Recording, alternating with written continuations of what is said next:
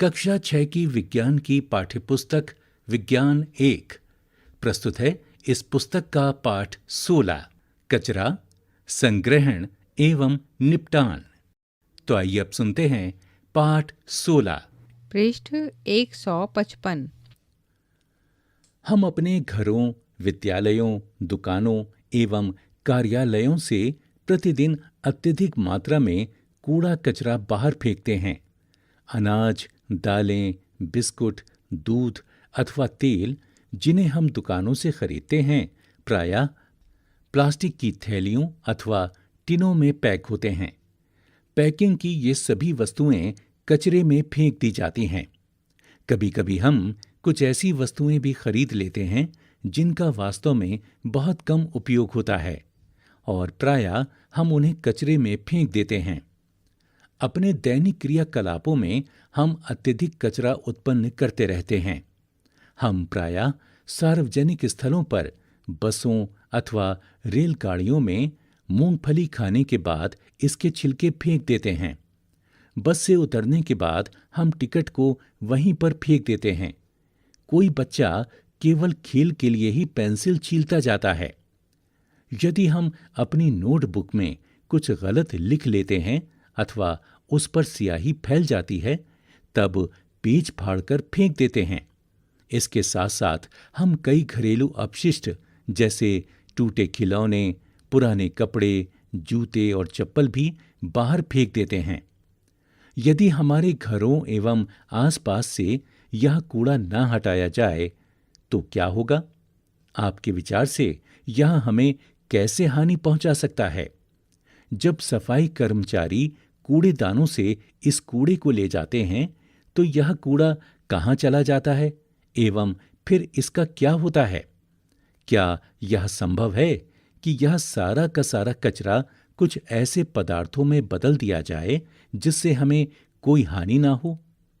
क्या हम इस दिशा में किसी प्रकार से कुछ अपना योगदान दे सकते हैं? इस अध्याय में हम इन प्रश्नों के उत्तर खोजने के प्रयास करेंगे। पहेली और बूझों के विद्यालयों के बच्चों ने कचरे का निपटान नामक एक परियोजना प्रारंभ की। इस परियोजना से उन्होंने जो सीखा, उनमें से कुछ बातों की चर्चा हम इस अध्याय में सीखेंगे। यहाँ एक स्लोगन दिया गया है, एक कदम स्वच्छता की ओर, स्वच्छ भारत। गांधी जी के ऐनक में ये 2 शब्द लिखे हुए दर्शाए गए हैं। यहाँ स्वच्छता मिशन के बारे में भी बताया गया है। भारत के प्रधानमंत्री ने 2 अक्टूबर 2014 को स्वच्छ भारत अभियान का शुभारंभ किया। इस अभियान का लक्ष्य 2 अक्टूबर 2019 तक खुले में शौच से मुक्त भारत का निर्माण करना है। 16.1 कचरे का निपटान। सफाई कर्मचारी कूड़ा एकत्र करके ट्रकों द्वारा निचले खुले क्षेत्रों में, जहां गहरे गड्ढे या गर्त होते हैं, ले जाते हैं। इन खुले क्षेत्रों को भराव क्षेत्र कहते हैं, जैसा कि ऐसे ही एक भराव क्षेत्र चित्र संख्या 16.1 में दर्शाया गया है। वहां कचरे के उस भाग को जिसका पुनः उपयोग किया जा सकता है, उसी रूप में उपयोग न किए जा सकने वाले कचरे से पृथक किया जाता है। इस प्रकार कचरे में उपयोगी और अनुपयोगी दोनों अवयव होते हैं।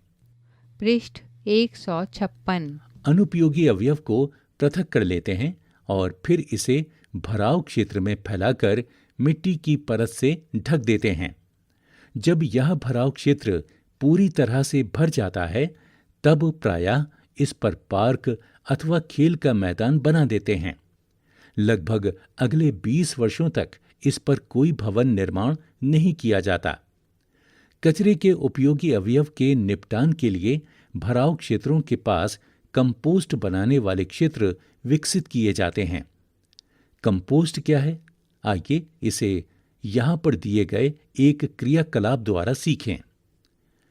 यहाँ पहली यह जानने को उत्सुक है कि कचरा उपयोगी कैसे हो सकता है, फिर इसे फेंका ही क्यों गया? क्या इस कूड़े कचरे में कुछ ऐसा भी है जो वास्तव में कचरा है ही नहीं? क्रियाकलाप 1, अपने घर के कचरे को कूड़ेदान में फेंकने से पूर्व किसी स्थान पर एकत्र कीजिए। फिर इसे 2 समूहों में इस प्रकार पृथक कीजिए कि उनमें इस प्रकार की वस्तुएं हों। समूह 1, रसोई घर का कचरा जैसे फल एवं सब्जी के छिलके, अंडे का खोल, बचा हुआ अपशिष्ट भोजन, चाय की पत्तियां, समाचार पत्र, सूखी पत्तियां एवं कागज की थैलियां भी इसी समूह में सम्मिलित कीजिए। समूह 2, कपड़ों के टुकड़े, पॉलीथीन की थैलियां, टूटा कांच, एल्यूमिनियम के रैपर्स, कीले, पुराने जूते एवं टूटे खिलौने। अब प्रत्येक समूह के कचरे को 2 पृथक ढेरियों में बांटिए तथा इन्हें ए, बी, सी एवं डी से नामांकित कीजिए। इनमें से प्रत्येक समूह की एक ढेरी को प्लास्टिक की 2 पृथक थैलियों में भरकर इनके मुंह कसकर बांध दीजिए। मैदान में 4 गड्ढे खोदकर प्लास्टिक की थैलियों और दूसरी ढेरियों को पृथक पृथक गड्ढे में डालकर इन्हें मिट्टी से ढक दीजिए, जैसा कि चित्र संख्या 16.2 में कुछ बच्चे पॉलीथीन में भरे कचरे को गड्ढा खोदकर दबाते हुए दर्शाए गए हैं। आप कचरे के इन ढेरों को दबाने के लिए 4 गमले भी ले सकते हैं।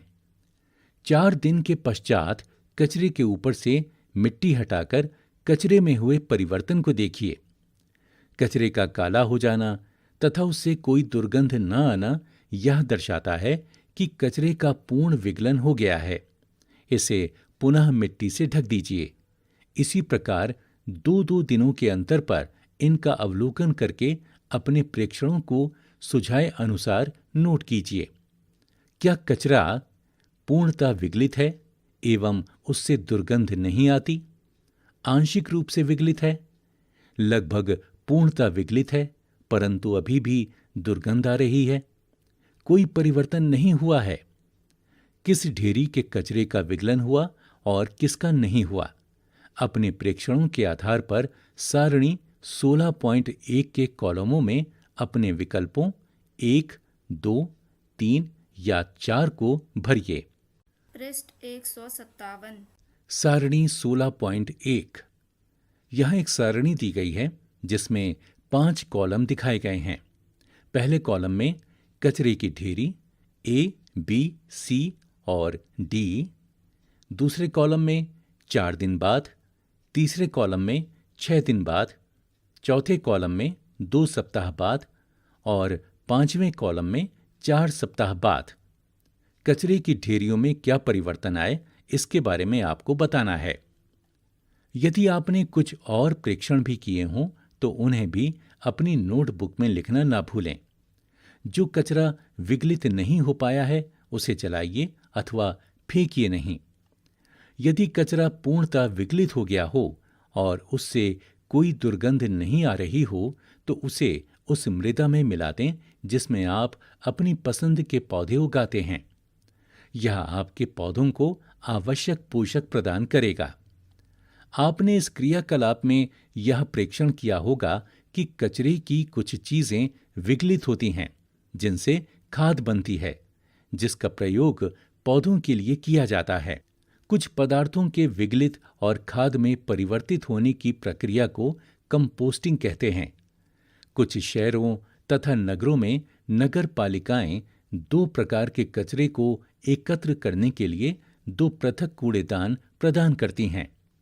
प्रायः एक का रंग नीला तथा दूसरे का रंग हरा होता है। नीले कूड़ेदान में पुनः उपयोग किए जा सकने वाले पदार्थ डाले जाते हैं, जैसे प्लास्टिक, धातुएं तथा कांच।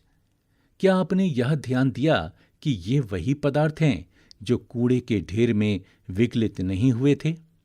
हरे कूड़ेदान रसोई तथा अन्य पादप अथवा जंतु अपशिष्टों को एकत्र करने के लिए होते हैं। आपने यह नोट किया होगा कि इस प्रकार के अपशिष्ट मिट्टी में दबाने पर पूर्णतः विगलित हो जाते हैं। अब तो आप समझ ही गए होंगे कि क्रियाकलाप 1 में किए अनुसार कचरे को फेंकने से पहले उसे 2 समूहों में पृथक करना क्यों आवश्यक है। क्या आपने सड़कों के किनारे सूखी पत्तियों के कचरे के ढेर देखे हैं?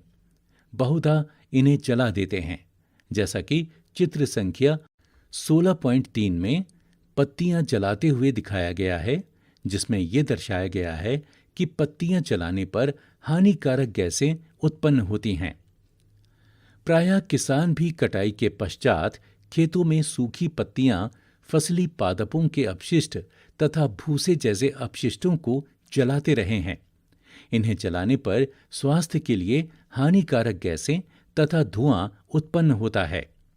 हमें इस पद्धति को समाप्त करने का प्रयास करना चाहिए। इन अपशिष्टों को उपयोगी कंपोस्ट में परिवर्तित किया जा सकता है। कचरे का निपटान परियोजना की अवधि में पहेली एवं बूझों द्वारा नोट किए गए कुछ प्रेक्षण एवं विचार इस प्रकार हैं। बूझों ने अपनी नोटबुक में लिखा, पत्तियों को ना जलाएं, आप इनके धुएं को सहन नहीं कर पाएंगे। पहेली ने अपनी नोटबुक में लिखा, सरकार ने पत्तियों को जलाना चोरी क्यों नहीं माना? पृष्ठ 158। वास्तव में चोरी नहीं, उसका अभिप्राय गैर कानूनी अथवा अपराध से था। वह चाहती थी कि सरकार पत्तियों और दूसरे पादप अपशिष्टों को जलाने से रोकने के लिए कानून बनाए। 16.2 वर्मी कंपोस्टिंग। हम पौधों को कंपोस्ट देकर उनके मित्र बन सकते हैं। कंपोस्ट बनाकर हम स्वयं अपने भी बहुत अच्छे मित्र बन जाएंगे। मित्रों के विषय में बात करते समय क्या आप यह जानते हैं कि केंचुए किसानों के मित्र कहे जाते हैं? आइए यह पता लगाएं कि केंचुए की एक प्रजाति लाल केंचुआ कंपोस्टिंग में कैसे उपयोगी होता है। लाल केंचुओं की सहायता से कंपोस्ट बनाने की इस विधि को वर्मी कंपोस्टिंग अथवा कृमि कंपोस्टिंग कहते हैं। वर्मी कंपोस्टिंग द्वारा हम अपने विद्यालय में भी खाद बनाने का प्रयास कर सकते हैं। क्रियाकलाप 2, मैदान में आइए। एक गड्ढा लगभग 30 सेंटीमीटर गहरा खोदें अथवा कोई लकड़ी का बॉक्स किसी ऐसे स्थान पर रखें जो ना तो बहुत गर्म हो और न ही बहुत ठंडा। ऐसे स्थान के बारे में आपका क्या विचार है जहां सीधी धूप नहीं पड़ती हो? आइए अब गड्ढे अथवा बक्से में लाल केंचुओं के लिए आरामदायक घर बनाते हैं। गड्ढे अथवा बॉक्स की तली में एक जाल अथवा मुर्गा जाली बिछा दीजिए। आप विकल्प के रूप में तली में रेत की 1 अथवा 2 सेंटीमीटर मोटी परत भी बिछा सकते हैं। अब रेत के ऊपर सब्जियों अथवा फलों के अपशिष्ट बिछा दीजिए। आप हरी पत्तियां, पौधों की सूखी डंडियों के टुकड़े, भूसा अथवा समाचार पत्र की 1 इंच चौड़ी पट्टियां काटकर उन्हें रेत अथवा जाली के ऊपर बिछा सकते हैं। आप अपनी नोटबुक के बेकार गत्ते को काटकर भी पट्टियां बना सकते हैं, परंतु चपकीले प्लास्टिक वाले कागज एवं कार्टन का प्रयोग न करें। रेत अथवा तार की जाली पर सूखा गोबर भी बिछाया जा सकता है। कुछ जल छिड़ककर इस परत को नम बनाइए। ध्यान रहे कि जल इतना अधिक ना हो कि वह बहने लगे। अपशिष्ट की परत को दबाइए नहीं, इसे पोला ही रहने दीजिए ताकि इस परत में पर्याप्त मात्रा में वायु एवं नमी बनी रहे। चित्र संख्या 16.4 में लाल केंचुओं को दर्शाया गया है। अब आपका गड्ढा लाल केंचुओं के स्वागत के लिए तैयार है। कुछ लाल केंचुए खरीदकर इन्हें अपने गड्ढे में रखिए, जैसा कि चित्र संख्या 16.4 में दर्शाया गया है। अब इन्हें जूट की बोरी, पुरानी चादर अथवा घास से हल्के से ढक दीजिए। आपके लाल केंचुओं को भोजन चाहिए। आप इन्हें फल तथा सब्जियों के अपशिष्ट, कॉफी तथा चाय छानने के बाद बची हुई पत्तियां तथा खेत एवं बगीचे के खरपतवार दे सकते हैं। चित्र संख्या 16.5 में इसे दर्शाया गया है। इस गड्ढे में इस भोजन को लगभग 2-3 सेंटीमीटर गहराई में दबा कर रखना अच्छा हो सकता है।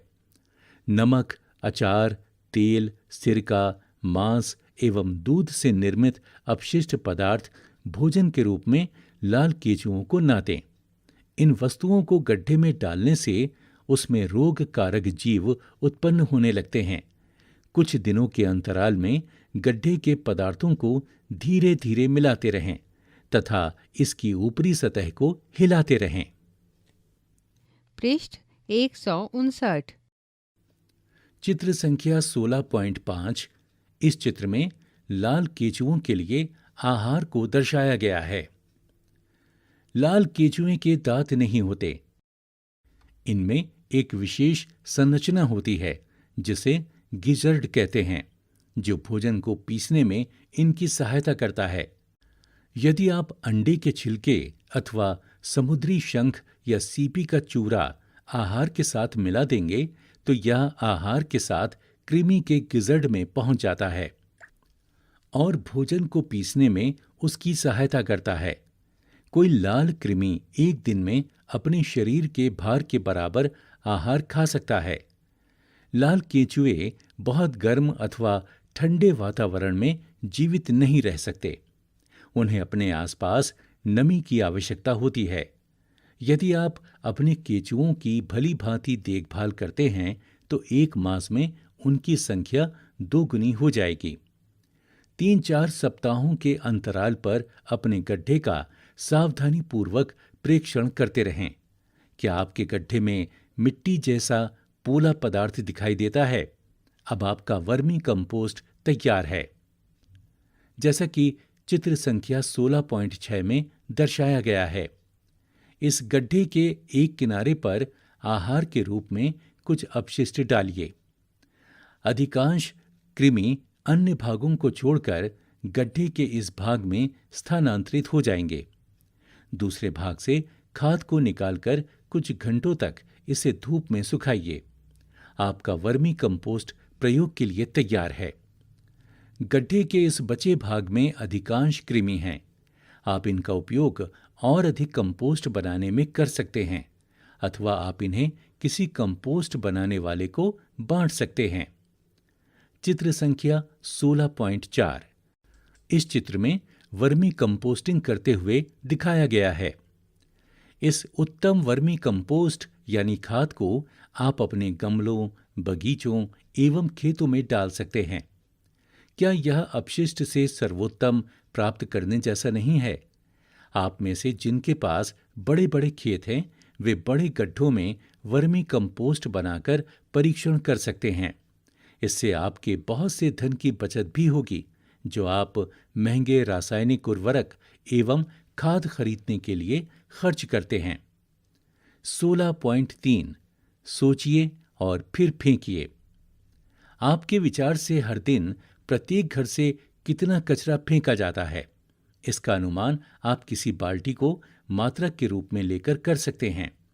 अपने घर का कचरा एकत्र करने के लिए 5-10 लीटर की कोई बाल्टी लीजिए और उसमें कुछ दिन तक अपने घर का कचरा एकत्र कीजिए। कितने दिनों में यह बाल्टी पूरी भर जाती है? आप अपने घर के सदस्यों की संख्या जानते हैं? यदि आप अपने शहर अथवा नगर की जनसंख्या का पता लगा लें तो क्या अब आप यह अनुमान लगा सकते हैं कि प्रतिदिन आपके मोहल्ले अथवा नगर के सभी घरों में कितनी बाल्टी कचरा उत्पन्न होगा? हम प्रतिदिन कचरे के पहाड़ उत्पन्न कर रहे हैं। क्या यह सच नहीं है?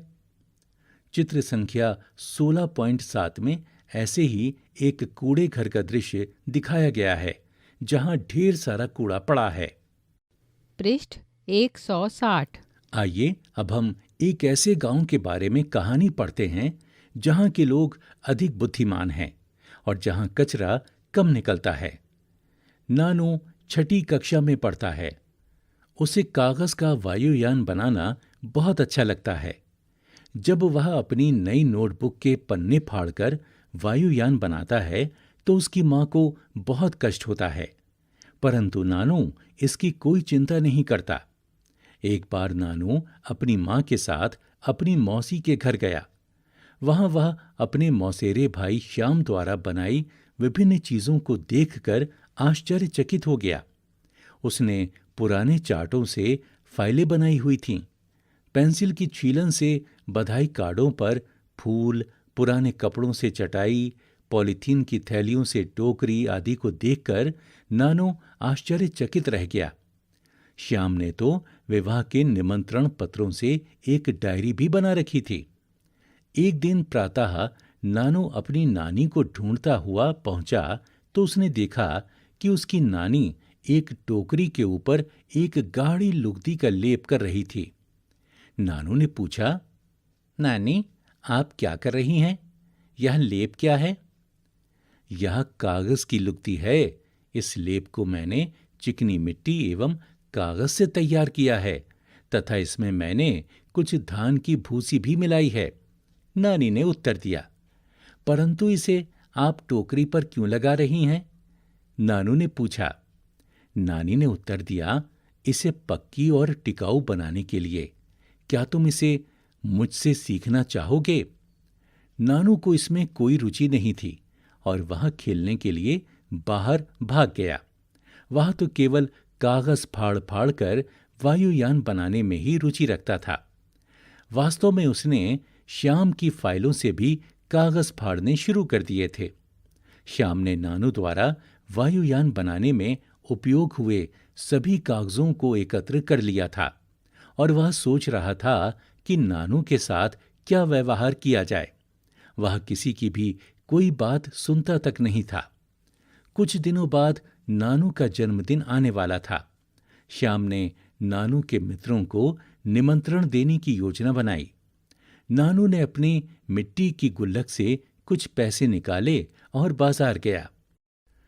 उसने अपने मित्रों के लिए कागज के कुछ हैट खरीदे। उसने दुकानदार से इन्हें एक पॉलीथीन की थैली में रखने को कहा, परंतु दुकानदार ने उसे पॉलीथीन की थैली न देकर कागज की थैली दी।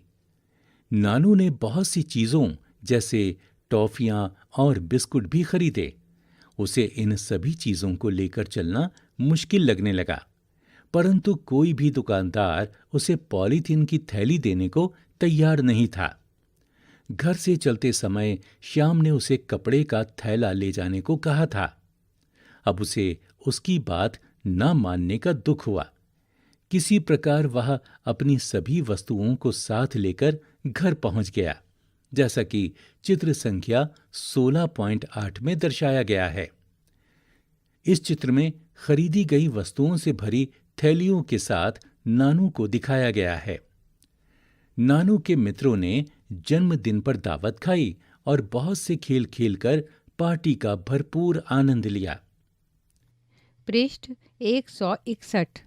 उसके सभी मित्रों ने नानू द्वारा खरीदे गए चमकीले कागज के हैट पहने। श्याम ने नानू के मित्रों के लिए कागज की लुगदी से सुंदर मुखौटे बनाए। उसने नानू के लिए भी एक विशेष उपहार बनाया, एक फोटो फ्रेम तथा बधाई का सुंदर कार्ड।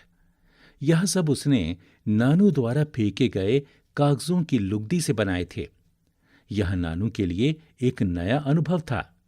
उसके सभी मित्र अपने मुखौटों के साथ अपने घर चले गए।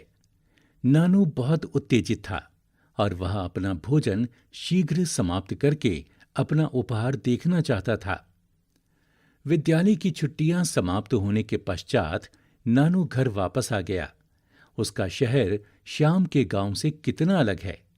वह गांव स्वच्छ एवं साफ सुथरा था, इसलिए वहां कचरा बीनने वाले भी नहीं होते थे। परंतु अब उसने कचरा बीनने वाले बच्चों को घर के आसपास कचरा बीनते हुए देखकर नाक भौं चढ़ाना छोड़ दिया था। आपने भी अपने घर के आसपास एवं दूसरे स्थानों पर कुछ बच्चों को कचरा बीनते देखा होगा। इन बच्चों को कार्य करते देखिए और पता लगाइए कि वे कचरे से उपयोगी पदार्थ कैसे पृथक करते हैं। वे वास्तव में हमारी सहायता कर रहे हैं। कचरा बीनने वाले किसी बच्चे से बात करके यह पता लगाइए वे एकत्र किए गए इस कचरे का क्या करते हैं, वे इन्हें कहाँ ले जाते हैं। क्या वह अथवा उसका या उसकी मित्र विद्यालय जाता या जाती है? यदि नहीं तो इसका कारण जानने का प्रयास कीजिए। क्या आप इस बच्चे को पढ़ने और लिखने में सहायता कर सकते हैं। क्या आपने कभी अपने घर पर पुराने समाचार पत्रों, कांच तथा धातु की वस्तुओं, प्लास्टिक की थैलियों, पुरानी नोटबुकों को किसी कबाड़ी को बेचने में घर वालों की सहायता की है? उससे बात करके पता लगाइए कि वह इस सब कबाड़ का क्या करता है। क्या शाम की भांति आप भी व्यर्थ कागजों से नए कागज बनाना चाहेंगे? आइए इसे बनाना सीखें। 16.4 कागज का पुनः चक्रण। इसके लिए आपको पुराने समाचार पत्र, पुराने लिफाफे, मैगजीन, पुरानी नोटबुक, पत्र एवं अन्य बेकार कागजों की आवश्यकता होगी। चमकदार एवं प्लास्टिक लेपित कागज का उपयोग मत कीजिए। इसके अतिरिक्त आपको तार की जाली फ्रेम भी चाहिए। फ्रेम के स्थान पर आप बड़ी आकार की छलनी भी ले सकते हैं। कागजों को छोटे छोटे टुकड़ों में फाड़िए। इन्हें एक बाल्टी अथवा टब में रखकर जला डालिए। कागज के टुकड़ों को जल में एक दिन के लिए डूबा रहने दीजिए। अब इस भीगे कागज को काटकर गाढ़ी लुगदी बनाइए। अब फ्रेम पर जड़ी जाली पर गीली लुगदी को फैलाइए। लुगदी की परत को यथासंभव एक समान बनाने के लिए फ्रेम को धीरे से ठोकिए। जल के बहकर निकल जाने तक प्रतीक्षा कीजिए। यदि आवश्यक हो तो फ्रेम पर पुराना कपड़ा अथवा समाचार पत्र फैला दीजिए, जिससे लुगदी का अधिक से अधिक जल सोख लिया जाए। पृष्ठ 162। अब लुगदी की इस परत को सावधानी से फ्रेम से अलग कर किसी पुराने समाचार पत्र पर रखकर धूप में सुखाइए। समाचार पत्र के किनारों पर कुछ भारी वस्तु रखें जिससे वे मुड़ न सकें। रंगीन कागज प्राप्त करने के लिए लुगदी को फैलाने से पूर्व आप इसमें खाने वाले रंग मिला सकते हैं। इसके अतिरिक्त फ्रेम पर लुगदी फैलाने से पूर्व आप इसमें सूखी पत्तियों, फूलों की पंखुड़ियों तथा रंगीन कागज के टुकड़े भी मिला सकते हैं। ऐसा करके आप सुंदर पैटर्नों वाला पुनः चक्रण का आकर्षक कागज प्राप्त कर सकते हैं। जैसे हमने कागज का पुनः चक्रण किया, क्या वैसे ही हम हर वस्तु का पुनः चक्रण कर सकते हैं? 16.5 प्लास्टिक वरदान या अभिशाप। कुछ प्रकार के प्लास्टिकों का पुनः चक्रण किया जा सकता है, परंतु सभी प्रकार के प्लास्टिकों का पुनः चक्रण नहीं किया जा सकता। क्या आपने क्रियाकलाप 1 में यह नोट किया था कि पॉलीथीन की थैलियां एवं कुछ प्लास्टिक विगलित नहीं होते? अब आप सरलता से समझ सकते हैं कि पॉलीथीन की थैलियों का निपटान एक बड़ी समस्या क्यों है। हमें प्लास्टिक के बिना अपने जीवन की कल्पना करना कठिन हो सकता है। क्या आप प्लास्टिक से बनी कुछ ऐसी वस्तुओं के नामों की सूची बना सकते हैं जिन्हें हम उपयोग करते हैं? खिलौने, जूते, थैले, पेन, कंघे, दांत के ब्रश, बाल्टी, बोतल एवं जल पाइप। इन वस्तुओं की सूची बहुत लंबी है। क्या आप प्लास्टिक से बने बस, कार, रेडियो, टेलीविजन, रेफ्रिजरेटर और स्कूटर के कुछ भागों के नाम बता सकते हैं? प्लास्टिक का उपयोग संभवतः स्वयं कोई विशेष समस्या उत्पन्न नहीं करता। समस्या तब उत्पन्न होती है जब हम इसका अधिकाधिक उपयोग करते हैं तथा अपशिष्ट प्लास्टिक के निपटान से अनजान होकर उसकी उपेक्षा करते हैं। आज हमारे चारों ओर यही हो रहा है। यद्यपि हम इसके दुष्प्रभावों से परिचित हैं, फिर भी हो सकता है कि हम अपने उत्तरदायित्व को नहीं समझ पा रहे हैं। हम प्रायः प्लास्टिक की थैलियों का उपयोग पके हुए भोजन के संग्रहण के लिए करते हैं। प्रायः ये थैलियां खाने की वस्तुओं को रखने योग्य नहीं होती। इन थैलियों में पैक किए भोजन को खाना हमारे स्वास्थ्य के लिए हानिकारक हो सकता है। प्रायः दुकानदार प्लास्टिक की ऐसी थैलियों का उपयोग करते हैं जिनका इससे पूर्व किसी अन्य कार्य में उपयोग हो चुका है। कभी कभी कचरा बीनने वालों द्वारा एकत्र की गई प्लास्टिक की थैलियों को धोकर भी उपयोग किया जाता है। इस प्रकार की पुनः चक्रण वाली प्लास्टिक की थैलियों में खाद्य पदार्थों को रखना हानिकारक हो सकता है। खाद्य पदार्थों के संग्रहण के लिए हमें इस कार्य के लिए अनुमोदित प्लास्टिक की थैलियों के उपयोग के लिए आग्रह करना चाहिए। सभी प्रकार के प्लास्टिक गर्म करने अथवा जलाने पर हानिकारक गैसें मुक्त करते हैं। ये गैसें बहुत सी स्वास्थ्य संबंधी समस्याएं, जिनमें मानवों में कैंसर भी सम्मिलित हैं, उत्पन्न कर सकती हैं। सरकार ने भी प्लास्टिक के पुनः चक्रण के लिए आवश्यक दिशा निर्देश जारी किए हैं। यहाँ पहेली का यह सुझाव है कि विषैले पदार्थों के संग्रहण के लिए उपयोग किए जाने वाले पात्रों का पुनः चक्रण पृथक रूप से किया जाना चाहिए तथा इस पुनः चक्रित प्लास्टिक का उपयोग प्लास्टिक की थैलियों के निर्माण में नहीं होना चाहिए। आपने देखा होगा कि लोग प्रायः अपने घर के कचरे को प्लास्टिक की थैलियों में भरकर बाहर फेंक देते हैं। गली मोहल्ले के आवारा पशु भोजन की खोज में जब इन थैलियों को देखते हैं तो प्रायः प्लास्टिक की थैली को भी निगल जाते हैं। कभी कभी तो इस कारण उनकी मृत्यु भी हो जाती है। पृष्ठ 163। सड़कों तथा अन्य स्थानों पर असावधानी पूर्वक फेंकी गई ये प्लास्टिक की थैलियां बहुधा बहकर नालों अथवा सीवर प्रणाली में पहुंच जाती हैं। फलस्वरूप नाले अवरुद्ध हो जाते हैं और गंदा जल सड़कों पर फैलने लगता है। भारी वर्षा के समय तो बाढ़ जैसी स्थिति उत्पन्न हो जाती है। प्लास्टिक का अंधाधुंध उपयोग अत्यधिक हानि पहुंचा सकता है। प्लास्टिक के अति उपयोग को निम्नतम करने के लिए हम क्या कर सकते हैं तथा इसके कचरे के निपटान के लिए हमें क्या करना चाहिए? 1. हम प्लास्टिक की थैलियों का कम से कम उपयोग करें। जहां भी संभव हो बिना किन्हीं दुष्प्रभावों के हम इन थैलियों का पुनः उपयोग करें। 2. दुकानदारों से कागज के थैले उपयोग करने का आग्रह करें। खरीदारी के लिए बाजार जाते समय हम घर से कपड़े अथवा जूट का थैला लेकर जाएं। 3.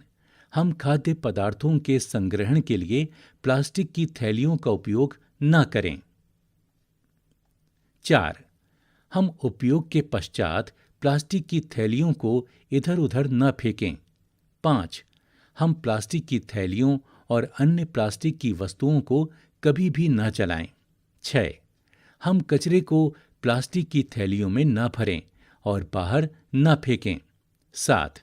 हम वर्मी कंपोस्टिंग का उपयोग कर रसोई के अपशिष्ट का विवेकपूर्ण निपटान करें। 8. हम कागज पुनः चक्रित करें। 9. हम कागज के दोनों ओर लिखें। रफ कार्य के लिए स्लेट का प्रयोग करें। अभ्यास पुस्तिका में बिना लिखे छूटे कागजों को रफ कार्य के लिए उपयोग करें। 10. हम अपने परिवार, मित्रों एवं अन्य व्यक्तियों को विभिन्न प्रकार के अपशिष्टों के निपटान के लिए उचित आचरणों का पालन करने के लिए प्रेरित करें।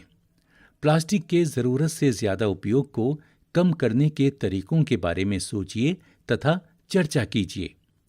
हमारे जानने और सोचने योग्य सबसे महत्वपूर्ण बात यह है कि हम जितना अधिक कचरा पैदा करेंगे उससे छुटकारा पाने में हमें उतनी ही अधिक कठिनाई होगी। प्रमुख शब्द: अपशिष्ट, कचरा, भराव क्षेत्र, कंपोस्ट, वर्मी कंपोस्टिंग, पुनः चक्रण। यहां बूझो और पहेली को एक पोस्टर लिए हुए दिखाया गया है जिस पर लिखा है, आओ प्लास्टिक को ना कहें। पृष्ठ 164। सारांश: भराव क्षेत्र वह स्थान है जहां शहर अथवा नगर के कचरे को एकत्र करके पाटा जाता है। कालांतर में इस क्षेत्र में पार्क बना देते हैं। रसोई घर के अपशिष्ट सहित पौधों एवं जंतु अपशिष्टों को खाद में परिवर्तित करना कंपोस्टिंग कहलाता है। रसोई घर के कचरे को अथवा लाल केंचुओं द्वारा कंपोस्ट में परिवर्तित करना वर्मी कंपोस्टिंग कहलाता है। कागज का पुनः चक्रण संभव है तथा पुनः चक्रण द्वारा बने कागज से उपयोगी चीजें बनाई जा सकती हैं। कंपोस्टिंग द्वारा प्लास्टिक को कम हानिकारक पदार्थों में परिवर्तित करना संभव नहीं है। हमें कम से कम अपशिष्ट उत्पन्न करने की आवश्यकता है। हमें अपने चारों ओर कचरे की बढ़ती मात्रा से निपटने के उपाय खोजने चाहिए। अभ्यास। यहाँ कुछ प्रश्न दिए गए हैं, उनके उत्तर बताइए। क. लाल केचुए किस प्रकार के कचरे को कंपोस्ट में परिवर्तित नहीं करते? ख. क्या आपने अपने कंपोस्ट गड्ढे में लाल केचुओं के अतिरिक्त किसी अन्य जीव को भी देखा है? यदि हाँ, तो उनका नाम जानने का प्रयास कीजिए। उनका चित्र भी बनाइए। 2. चर्चा कीजिए। क. क्या कचरे का निपटान केवल सरकार का ही उत्तरदायित्व है? ख.